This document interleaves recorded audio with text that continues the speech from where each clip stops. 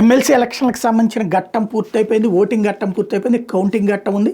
అయితే దీని మీద ఒక సంస్థ వాళ్ళ పేరు అది ఇప్పుడే అనౌన్స్ చేయొద్దు, ముందు మీరు ఈ రిజల్ట్ని అడిగి చూపెట్టి ఆ తర్వాత సక్సెస్ అయినప్పుడే మా పేరు చెబుదురు కానీ అడుగుతున్నారు.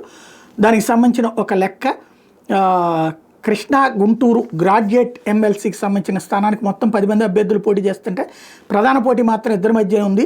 ఆలపాటి రాజా తెలుగుదేశం కూటమి అభ్యర్థి, కేఎస్ లక్ష్మణరావు పీడీఎఫ్ అభ్యర్థి. కేఎస్ లక్ష్మణరావు గారు తీవ్రమైన పోటీ ఇచ్చినప్పటికీ ఓటమి చెందక తప్పదు. లక్ష్మణరావు గారు 2వ స్థానానికి పరిమితం కాబోతున్నారు. అక్కడ ఇద్దరి మధ్య హోరాహోరీ పోరు జరుగుతుంది.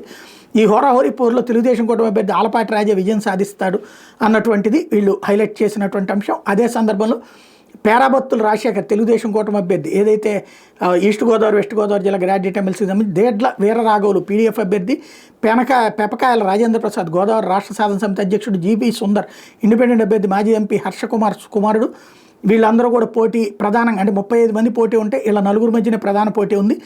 కూటమి అభ్యర్థికి పీడీఎఫ్ అభ్యర్థికి పోటీ నువ్వా నేనా అన్నట్టు జరగబోతుంది. నిరుద్యోగులు ఉద్యోగులు గ్రూప్ 2 పరీక్ష రాస్తున్న వాళ్ళలో ప్రభుత్వం మీద కొంత వ్యతిరేకత ఉన్నప్పటికీ హోరాహోరీ పోరులో వ్యతిరేకతను అధిగమించి కూటమి అభ్యర్థి ఇక్కడ విజయం సాధించబోతున్నారు. పేరాబత్తులు రాజశేఖర్ తెలుగుదేశం కూటమి అభ్యర్థి విజయం సాధిస్తారన్నట్టు వీళ్ళు అంచనాగా. అలాగే ఉత్తరాంధ్ర శ్రీకాకుళం, విజయనగరం, విశాఖపట్నం టీచర్ ఎమ్మెల్సీ స్థానానికి మొత్తం 10 మంది చేస్తున్నప్పటికీ ప్రధాన పోటీ 3 మధ్యన ఉంది. పాకలపాటి రఘువర్మ ఏపీడీఎఫ్ అభ్యర్థి, టీడీపీ కూటమి బలపరిచిన అభ్యర్థి. గాదె శ్రీనివాసనాయుడు ఎక్స్ఎమ్మెల్సీ.